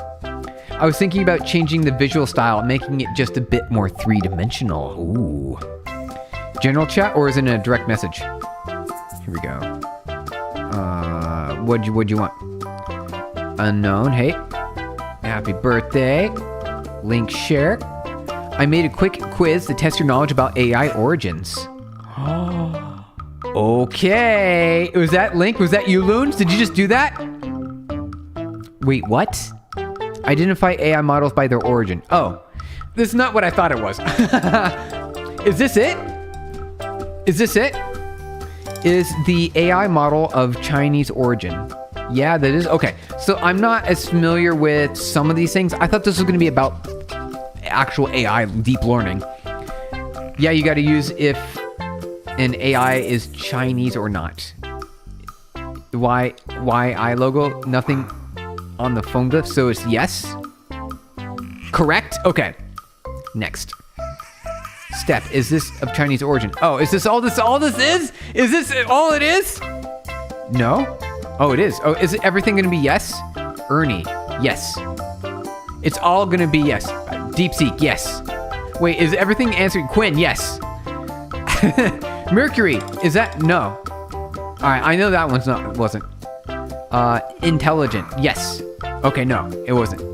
Gemma, no, this is American. Okay. Ling, yes. Okay. Bakun? Well, that could either be European or... Oh, it is. Okay, it's Chinese. All right. Command A. No. Okay. We're going to go through a few more of these. GPT. No, of course not. Not that one. That one's easy. Mistral. No, that one's French, right? Chinese citizenship test. Exactly. It's a Chinese citizenship test. That one's no. That I knew that one. Long cat. That is Chinese. Llama. No, that one is Meta, right? That's Facebook, so that's American. Claude. That's American. This is Vicanu? I have no idea. Let's say yes. Oh no, I got it wrong. That one's definitely Chinese. Intern LM. No. Oh, I guess that one is Chinese as well. Nematron. No. Okay. GLM. No. Okay. Solar. No. Okay. Your social credit score is tanking right now. We're trying. I don't use all these models. Do you use these models? Trinity. No. Okay. Phi. Yes. Oh, darn. Seed. No. Oh, darn it. Grok. That one's American. I know that one. I know the American ones. Olmo. No. Okay. Min-Max. That one's Chinese. Okay. Kimi. That's Chinese. Okay. Granite. Well, it says IBM right here, so isn't that American then? A little cheating right there. Falcon. No? All right. Mimo. Yes. Well done. 25 out of 32, 78. I got a passing score. That counts. I don't know. Most of these I know, right? Really, the answer is like most of them are Chinese. That's what the answer is. I don't know what master's course UCL is. The logo of Granite is the same as IBM. Is it really? MSc Machine Learning and Data Science, or MSc AI and the Data Engineering, basically implementing large-scale machine learning systems and software best practices. Well, here we go, you guys. Let's get back into it. So, this is standard feed-forward neural network. Gotta go. Bye, Loons. Thank you. Appreciate it. That was kind of fun. I wasn't expecting that. It was a good, unexpected adventure. Thank you. Okay. Here we go. So this is standard deep learning. So where we go differently with the CNN, let's do a contrast on the CNN, and then we'll dump into some of the code, and then we'll wrap up for the day. All right, so let's do a CNN really quick. So the CNN also has the same matrices, except for they're treated differently. They're treated more like this. We should stack them. So let's stack them. We'll stack them like this. Okay. Let's stack them so they're a little bit easier to see here. Let's go like that. We'll delete these guys real quick, and we'll do a quick copy paste here. So it's a little bit easier. Copy paste. Stack. Stack. We'll keep it simple, and we'll only have 3 filters. Just 3 filters. Okay. So this is going to be the CNN part. So this will say CNN. CNN. Convolutional neural network. Okay. So instead of having one dense matrix, you're going to have something called filters. They don't fully give you the answer that you get from this. It's not a full matrix multiplication. It's a partial. It runs through steps. Hey, Brandon, welcome back. Fun fact, VR chat has a very long outage yesterday. Oh, did it? All right, fun fact, apparently. Yeah. How's it going there, Gingelinek? Good to see you. You're doing your MSc at AI at University of Amsterdam right now. All right. Here we don't really have a dedicated machine learning master. Only a subtract of another master. In practice, the machine learning one is more practical, whereas the mastery is a more theory. The master's more theory. Got it. Okay. I like applied. I like applied more than theory. Theory to me is a waste. It's like, I don't like it. I don't get any happiness from theory. I want to implement it directly. I want to use it. Tell me how I can use the math, and I'm going to go use the math. If you just tell me theory of a whole bunch of fun equations and you just draw on paper, I don't care. It's boring. I want to use it. And academia focused. Yeah, maybe for the better. Some people had to touch grass. That happens sometimes. All right, so this is a feed forward on the top. This is a convolutional. So we're going to create a picture of an image here. All right, so this is a picture of a cat. Let's just say this is a picture of a cat. Cat, right? The cat has a whole bunch of pixels, right? A bunch of pixels. So let's draw that right here. Cat is made up of a bunch of pixels. All right, trying our best to put pixels on the screen. Here we go. Let's copy here. Let's copy and paste that. Cat is a bunch of pixels. Okay, here we go. Pictures made of a bunch of pixels, you guys, and that's ADHD talking. Oh yeah, also like the implemented by the bachelors was a little too theory. Yeah, a little too much theory. I need application. I need to use it. Cat is very pixelated. It is a very pixelated cat. It's a low resolution cat there. You're catching up. Okay, so this up the top here, I'm gonna sort of divide this really quick so you can see. We're talking about two separate things here. At the top of the screen is your traditional feed-forward neural network. Convolutional neural network is going to involve typically two-dimensional data. What we're going to do is we've got filters here. These are filters. We treat them differently. So what we're going to do is we're going to capture 4 of these pixels at a time, and we're going to move those pixels over. Let's draw this. Those pixels are going to be run through this matrix here, and you're going to get an output. And it's going to construct the output result of another layer here. You're going to run through these 4 pixels, and it's going to give you an output like this, bop, like that. So 7, and that's going to be the result here. And then you're going to run through, again, you're going to grab these, run that through as well, and that's going to give you some more pixels. And it's going to render out here. Then we'll go 7 again, and that's going to whop right there. And we're going to do that again with this a third time because we have 3 filters, and we're going to create another output here, another set of data. That will be 1, copy, paste, and create another output matrix, which we store here. And what you do is then you take this view right here, and you create another step. You take another picture. Usually it's off by 1, right? So you step again, you take that, you step again, and then you go down and you step again and step again. You see how this is processing? And we take just those pixels, right? Just these pixels in this box. Grab that, grab those pixels, boom, done. We did all our pixels. You ran through the entire picture and you created an output matrix here that was generated by all of these filters, and it creates the output layer. Hey, Stephen Blum, you're so awesome. Hey, Sergio, thank you for saying that. Appreciate it. Really good feedback. My gratitude to you. So do you mean by 2D data like XY? Yes, exactly. XY, exactly. I'm gonna go feed the cats now. Sounds good. So this is the difference. Instead of just doing feed forward in kernel trick with matrix multiplications, you do the same but with smaller amounts of data, and you run it through the filters, and you step, and you create up a whole other array of output here. And it's going to give you you do dot product and you get the answer, dot product, get the answer, dot product, get the answer. And you build up this matrix. And now you've got another picture. It's another picture, right? So it creates a sort of a view. It understands the relationships between the surrounding pixels, because you've captured the relationships of the surrounding pixels, essentially. That's kind of what the idea is.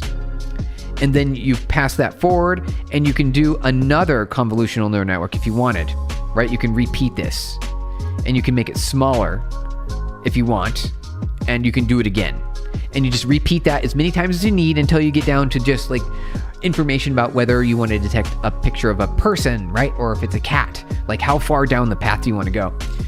And then you pass that back up through a traditional feed-forward neural network, right? Right back up here. There you go. So that is what we're looking at here. You can see this, right? So you've got a picture of a glyph, like a picture of a letter A, that will be passed forward in the feed-forward neural network. You'll take just the clipping, right? You step through it, you grab all the pixels, a little bit of pixels at a time, and you run it through each of the filters, and you create a whole bunch of outputs, which gives you the next input for the next convolutional neural network, the next convolutional layer, which are a whole bunch of filters, right? Usually like so this one has 16 filters, 16 10 by 10 filters, right? Let's count that. 1, 2, 3, 4, 5, 6, 7, 8, 9, 10, 11, 12, 13, 14, 15, 16. There we go, 16. And they're 10 by 10. So you create that, pop that out to the next, and then you've run it through a deep feed-forward network, a standard traditional dense layer, fully connected layer, where everything is going to be multiplied by everything. That's the convolutional neural network. If you have any questions, let me know, because that is kind of how that works. Let's jump into the code now. We've got 30 minutes left to get into the code, and we're going to be doing that part next. Okay. Let's delete all of this stuff, because that's all the tutorial stuff. We don't need to bother with that. Okay. Okay. Torch NN. Import torch .nn as NN. Neural network. Import torch.vision. No. .functional. I'm not used to using... This is different, you guys. If you're familiar with Pytorch, we're going to be sort of taking like... It's sort of like the side door. It's not the front door. It's the side door of Pytorch. Sometimes I get a little lost in all the dimensions, especially when you have 3 channels and a bunch and a batch dimension. Oh, the batch dimension as well. Yeah, exactly. It can get complicated. You're right. It sure can. Because the reason why we do batches, it's not because you need to do it from a mathematical perspective. We need to do it because of the hardware constraints. Right now, you do batching because you want to submit the batch over to an accelerator. That process of submitting work to an accelerator has significant latency, right? So all of your work is on a CPU right now. So you say C, right? All the memory's on the CPU right here in the memory system. When you want to transmit that over to the GPU, right, or the accelerator, the beefy, powerful GPU right here, that has latency right here. This is slow. Right here, that's slow. So you say like, this is like, I don't know, 1 millisecond or something like not very good. Maybe it's like 10 milliseconds. Because if you transmit all that data over to the GPU, once the data's in the GPU, now it's got access to it in its own memory registers, and it can start parallel processing it across all of its cores, because it's got a whole bunch of parallel processing cores. Did we say as F here? So that's why we do batches. That's what I'm saying. We have batches because this part right here is the slow part.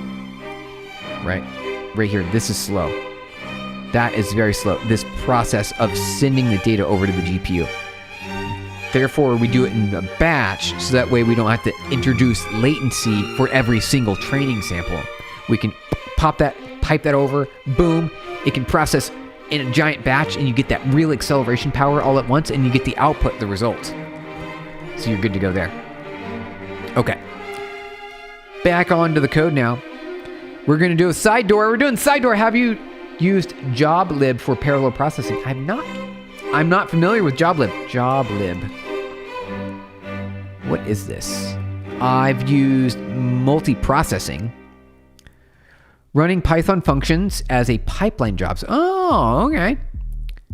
Memory, NumPy, NP, Vander. All right, so create a whole bunch of numbers.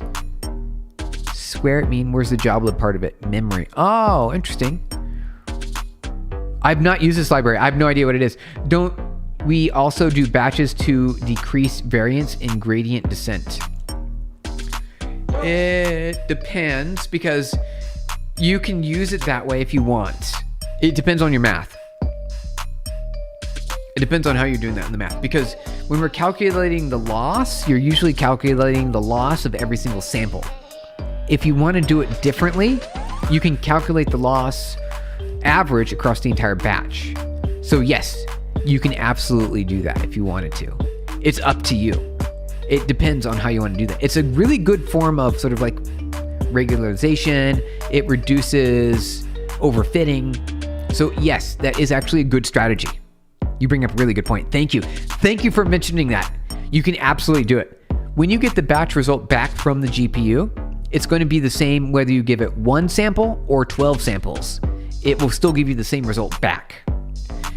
When you calculate the loss, at that point, you can decide whether you want to average the loss across all 12 samples, or you want to calculate the loss one at a time and do back propagation 12 times. You can do that as well. It's up to you. It's absolutely up to you. Let's see here. Joblib is a set of tools for lightweight pipelining in Python, transparent disk caching, functions as lazy real validation, memorization, easy, simple parallel computing. Oh, nice. I usually just use multiprocessing.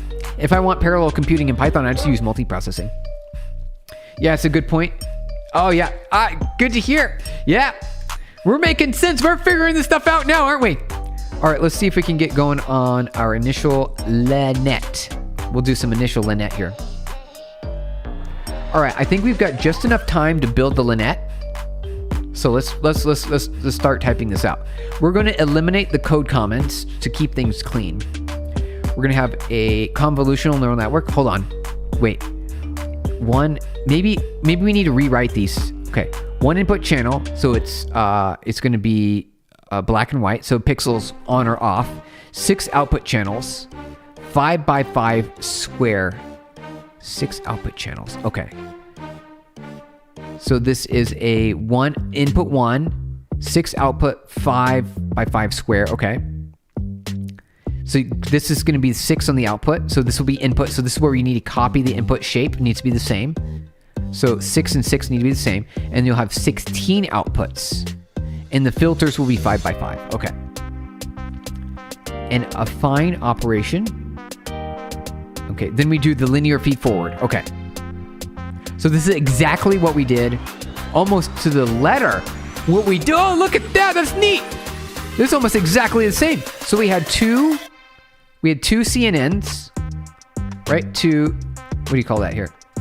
Let me pull this over here, right? Layer 1, layer 2, 2 confs, and then we had 3 fully connected, 1, 2, 3. We're following the tutorial, there we go. That's pretty great, okay. I'm just kind of excited that just happened to be what we ended up with. There's no significance to it whatsoever. So if you're hearing me talk, I'm just bragging at this point. That's what I'm doing. Okay, let's type this out. Class LeNet, and it's going to be okay. I'm just going to call it a self. Nothing special. Def init self. I assume there's nothing else. And then we're going to have our conv1 equals, we're going to save that self.conv1 equals nn.conv2d, was it 1, 6, 5. Okay. We'll do self.conv2, it's the same thing, except for we change it up. we go 6 and 16. 5 again. Okay. So let's do this. This will be a 1, let's see, B and W slash 6. Is it 6 filters? No, that's 6 output channels. Okay. How many? Hold on. Wait. We need to know about this. We got to ask some questions here. All right, let's ask some. All right. How many filters per layer are used here? I'm actually kind of curious about this. Let's ask. There are 6 and 16. Okay, so all right. Con 1 6. So the number of filters per layer is 6 and 16. Okay. So as you see here in our diagram, we only have 3 filters. We have 3 filters here. In our code, we're going to have 6 and 16 filters. So this is where the filters are defined. Essentially, that just means how many of those arrays are we going to have, right? So here's 3, 1, 2, 3. And then how dense are they going to be? So 6 filters and 5. They're each of 5 by 5 each. So that means that there's 25 pixels, essentially, per filter. So 6 25 pixel filters. All right. Good to have you guys here. All right. Let's keep going, you guys. Let's keep going. Self dot... What do you want to call these? Let's call them linear. I'll call them linear 1. We're going to change it up. It's going to be nn dot... linear. Well, because it's going to call linear. And we'll do 16, because it's 16 by 5 is the output, right? You get a 16 by 5 here. 16 times 5 by 120. This will be our units. Self dot density equals 120. I'll do 128. Are there 3 layers here? We've got multiple layers. So we've got this convolutional neural network, which is essentially 6 by 6 layers of 25, representative of 25 pixels each. You got 6 layers of 25. Although they're going to be projected layers, so they're not going to be fully connected layers. How's it going there? Carrie, thank you for saying hi. Good to see you. So we're going to have 3 linear layers. Let's see, we'll say self.density. There we go. Density. Like that. And then we're going to take density, and I believe we need to put that density here. And we're just gonna do density all the way across. 1 1. Let's increment that. Okay. And the output, what are we classifying? 10? Okay. So it looks like is this MNIST? Are we doing MNIST? Okay, you guys, here we go. So we've got 1, 2, and 3, essentially. Here, 1, 2, 3, 4, 5 layers. You could say 5 layers. To give you the answer, HS, that's basically the answer. About 5 layers. Although the convolutional neural network is going to have 6 matrices made of 5 by 5, so 25 pixels each. We'll be projecting our input through those matrices, creating an output that hits the next convolutional neural network. And that will be a 16 by 5 output matrix, which is going to be the input layer of the shape of 16 by 5, which is how many pixels? I'm actually kind of curious about that. How many pixels is this? 16 times 5 is 80. All right, 80 pixels. A very simple 80 pixels. Okay. Here we go. I believe that will be the answer for that. These decrease. You don't need to do decreasing. I'm just going to keep it there. So we added, that looks good. Let's do a forward now. Let's define our forward function. Def forward, self input, self dot out equals conv1 input. I believe it's that, right? X. Oh, they call it X. Oh, we have to do some pooling here. Okay, so there's some activators here. There's some activators that are not present in our above and our header up here. So we've got confused and intrigued. What's going on? Carrie, we are building an AI model is what we're doing. And we are doing this using the Pytorch Python framework. It is the premier framework. Most of the industry uses Pytorch. It's one of the most popular frameworks for building AI.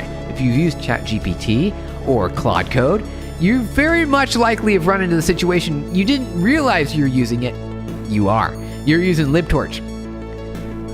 Do you have any tips on some hardware to invest so that you can train your own neural network? Currently, I can use school computers. You have a school supercomputer? But that won't last forever? Well, having access to a supercomputer is pretty nice. That's good for you. Not everyone has that resource. You don't, for the majority of AI models, you can just create really small models that are like, a representative version of a larger model and just run that on commodity hardware. So you don't need to have really big, expensive compute. You can just make a smaller model and then choose to scale it up later. You can scale it up later. You don't have to scale it up immediately. You can scale it up later, right? You can scale it up later. So in terms of compute, most laptops or computers today come with some sort of accelerator built in.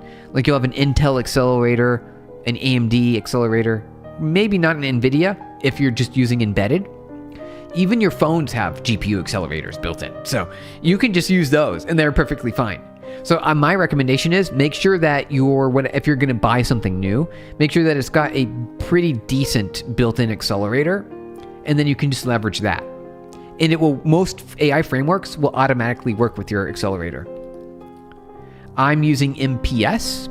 You might there's other kinds of backends. So Pytorch, Intel, GPU support. I'm actually kind of curious about this. Yes, 2 years ago, Pytorch added Intel GPU support. There you go, right there. So it's called ZPU. Typically you need to change the device name from CUDA to ZPU.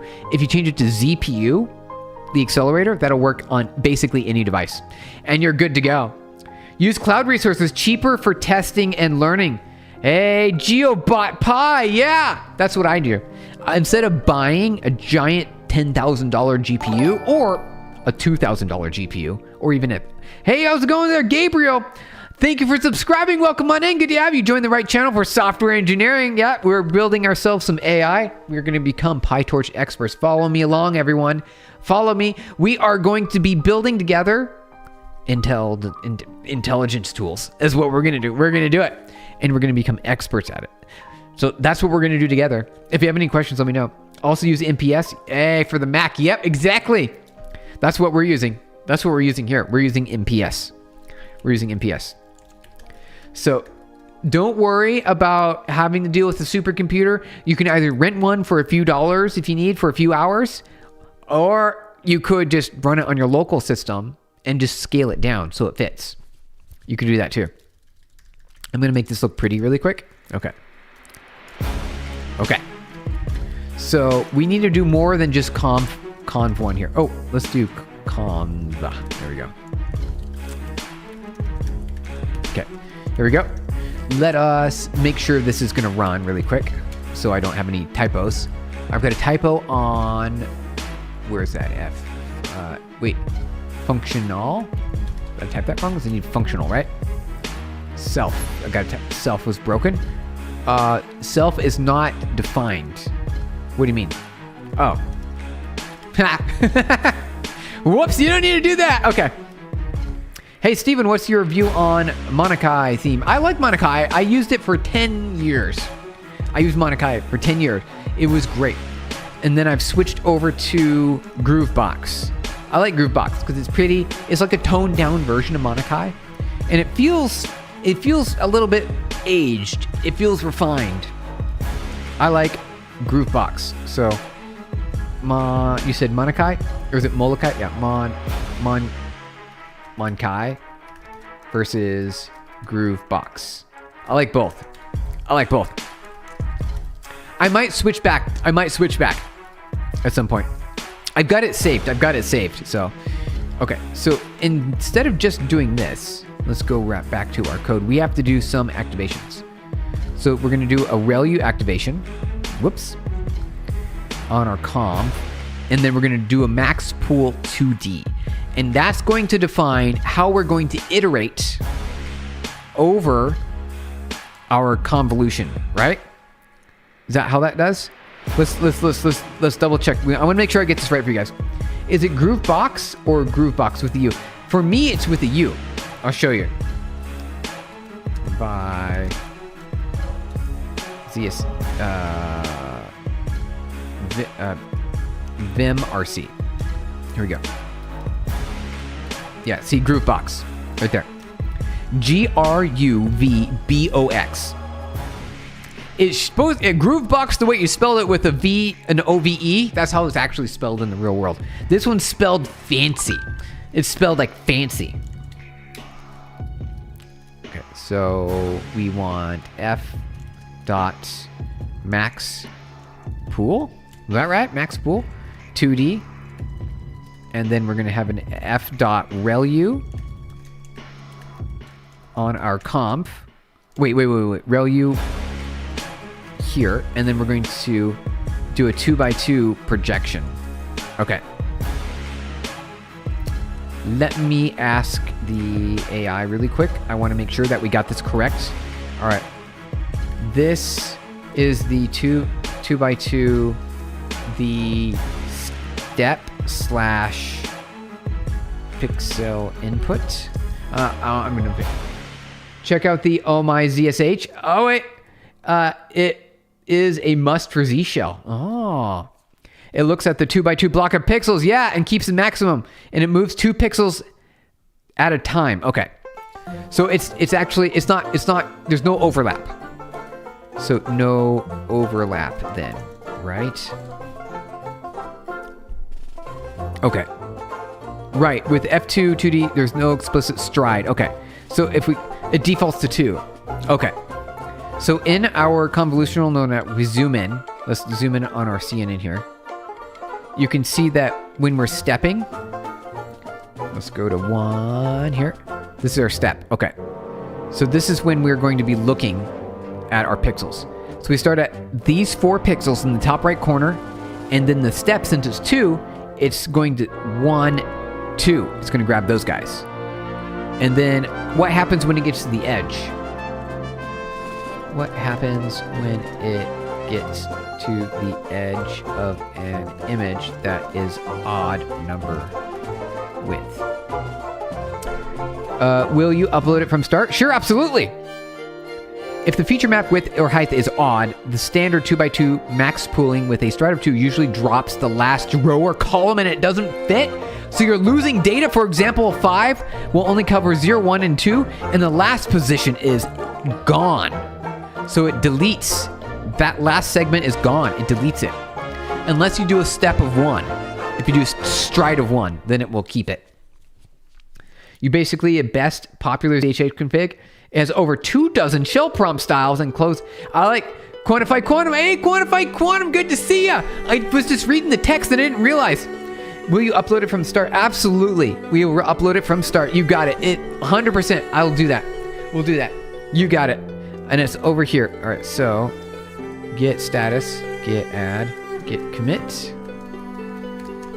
We will say started our cnn.py, push to main, and it is on our Discord. I believe we put it under link share.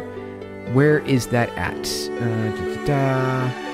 Where are we at? Did we put it over here? I'm pretty sure. Where is that at? Someone was asking for it earlier. Let me see here. Nope, not that one. Okay, I'll have to find it again. All right, I'll re-upload it. I'll put it on Discord. Sounds cool. Maybe I'll get your oh my ZSH for yourself. Sounds pretty. It does sound like it is very nice. Like for me, I'm a minimalist. I want the least add-ons as possible. That's my take on it. Like I like syntax highlighting. That's pretty, right? I like HLS enabled, but that's just a feature. I like copy buffer stuff. That's fine. And then otherwise it's all basic. I like keeping, because I might be jumping around to different machines, on different machines, have different setups, and having to rebuild my setup that I'm used to every single time on like different servers and things like that. It leaves something wanting, doesn't it? You're like, oh man, this isn't my setup. I want it to be my setup. And after having done that for many years, I kind of like tapered back on all the advanced, fun, fancy things. And I've kept everything simple. Kept it all simple, you guys. All right, let us look at the Git really quick. All right, vi.git config. That is right here. Okay. All right, it's that right there. Okay, I want to do this. GitHub. Okay. Here it is. And we'll take you straight to the file that we're working on right now. Okay, I'll put that in Discord, you guys, under linked share. Link share on Discord, you guys. Right there. All right. Oh, it's specifically modeled for Linux operating system. You hardly see it on any of the other platforms. Maybe even on Mac. All right. Oh, you guys. Okay. Let us finish up this LeNet here. And then we are going to wrap up because we did it. We're not done yet. We've got so much more to go. It works on Mac OS as well. Nice. Well, everywhere there's a ZSH. You can run it under Windows too using Windows Subsystem for Linux. Okay, let's double check that this still runs. CNN. It's still good? Okay. All right. So we've got our activation function and we've got our pooling. The pooling is going to tell you how you're going to interact with your ConvNet. You're going to take the inputs from your comp, which is, it just is very odd this way how it works. Because I feel like, so it's pre-activating it and it's running it through once. It's just odd. It feels like it's running in the inverse. It feels weird. Let's read more. Maybe it will make more sense here later. Max pooling over a 2x2 window. If the size is a square, you can only specify a single number. Oh. Okay. If the size is a square, you can only specify a single number. Well, we'll run into that later. All right. Max pool 2D. So let's do another one. Out equals f.max. Is it max underscore pool? Max pool 2D. Rel u again. Self.conv2. The out 2. There we go. Wait, an idea. You got an idea. PubNub can provide a super low latency access to AI models. Yeah, it can. Now you're thinking, hey, Quantify Quantum, I'm really excited. We're going to do something with that. We will. It's going to happen. Go ahead and ask the questions. Yes, absolutely. Quantify Quantum, this is really exciting. Guess what? We're going to do that. It's going to happen. Remember when I posted a message in our mod chat in Discord about the something coming up here? Maybe you're going to be a thing. It's going to be a thing. I'm actually quite interested in these things. Yep, ask the question. Okay. What is error coding? Oh, error coding. So that can mean a couple of things. One is in the AI context. Error is your friend. It's going to allow you to teach the AI how it needs to know the data that it needs to know. It's called error. Sometimes they call it the cost function or the loss function. That occurs when you are doing the feed-forward neural network. Check this out. Hey, the Alone Devil 47, thank you for subscribing. Welcome on in. You joined the right channel for software engineering. We're going to become Pytorch experts. Let's do it together. When you're feeding forward your neural network and you get your final output here, you're going to get your answer, right? This is essentially the answer. Right here, we got our answers here. We'll just say, and it's going to be the wrong answer, right? So let's say the answer. And it's going to be a bunch of numbers. 1, 2, 3, 4, right? A bunch of numbers. What you can do is you have, that's the AI's answer, but the correct answer, oh, wait, copy paste, is actually going to be different, right? So that's the wrong answer. The correct answer is maybe something like this. Look like this. 3, 4, 5, 6. That might be the actual answer. So when you're calculating the error, you're going to subtract these two, right? You're going to take the error and you're going to subtract that. This is a simple example, right? So you're just going to say minus, right?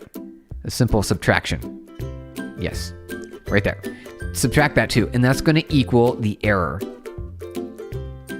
So we'll say this equals the error, or the loss / loss, right? One of those two. So that's the error coding. Is that what you're describing? I think that might be it.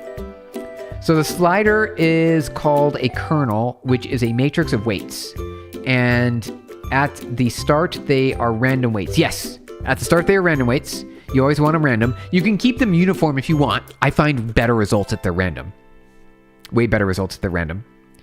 And as you're moving forward, you're using the kernel trick, which basically just means you're matrix multiplying with a... you're just multiplying the matrices. That's it. This thing's hurting your eyes. Oh no, what's the app? This app right here, this is Excalidraw. You heard they completely scanned and digitized a housefly's brain. Yeah, and gave it a body in a simulation. That was neat. I saw that. I saw it on YouTube. That was pretty neat. What's the app? Are chaos theory and game theory hard? I don't think so. I think those things are easy. I think they're pretty straightforward, right? Okay. So that gives you the error and loss. Is that what you were talking about? Is that what error coding is? That's what I call error coding in this case. There's also test-driven development, which could also be a thing, where you start out writing your test first, you run the test, and they fail. And your job is to make the test pass. That's also error coding. Okay. Let's finish this, and then we got to head out here. All right, so we're going to create a view to flatten the data.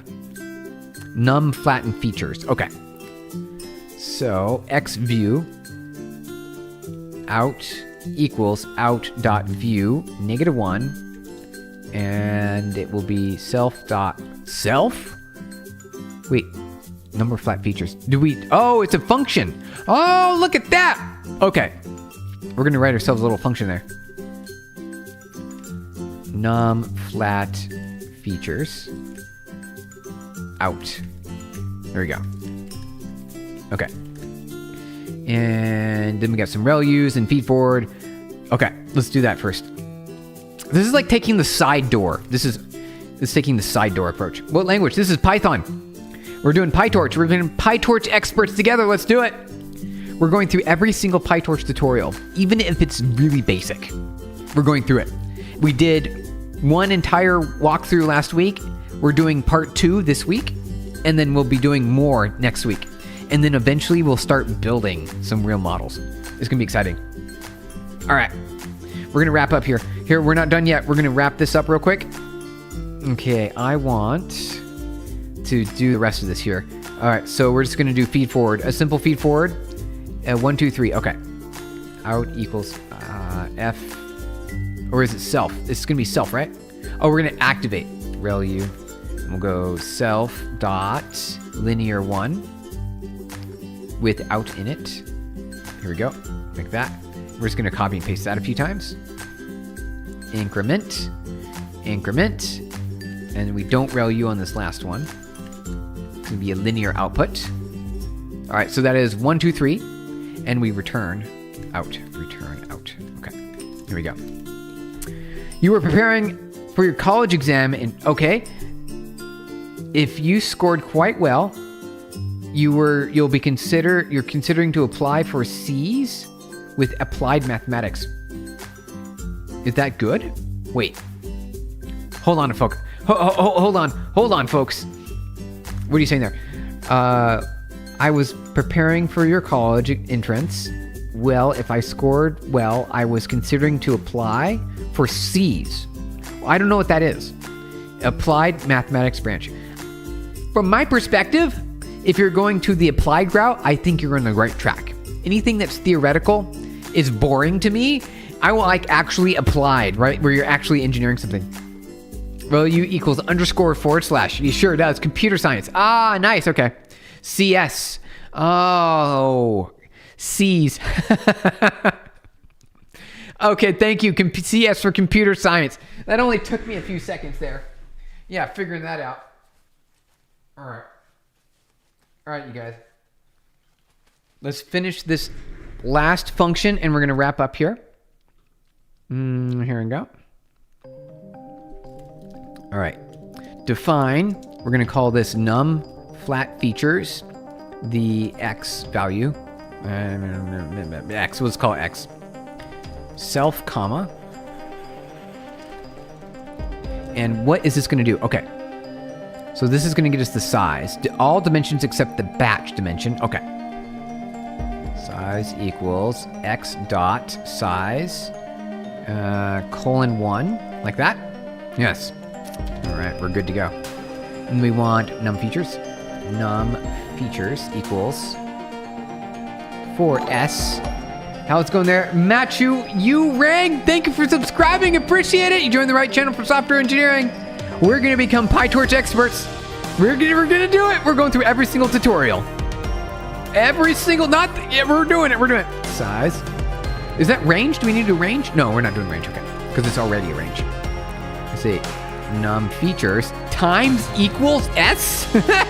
Really? Return num features. How instead of saying num features, we're just gonna call it features. We're just gonna call it features. Just keep it simple. That's really simple there. Okay. Nice. Okay. Computer science. Okay, so I didn't answer your question. I was wondering about that. I think the answer is if you're going to apply, computer science typically is going to take you on a deeper track to learn more about the fundamentals and the deeper layers of computer science. Operating systems, assembly, machine code, things like that. Forerun, thank you for saying number 1. And did we flip the wrong way? Oh, thank you for the error. I see what you did there. Thank you. We would have been confused. We would have been like, something's wrong. 1 colon is the answer. Hey, Forerun, thank you. Thank you for paying attention. Oh, that's great. Yay. Very nice. Almost typed it perfectly. Just got one little thing wrong. Okay. So that is nice for us. Okay.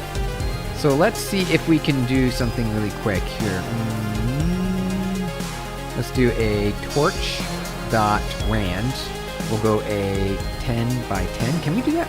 What resolution does this need to be? We'll do a 10. Does it need to be?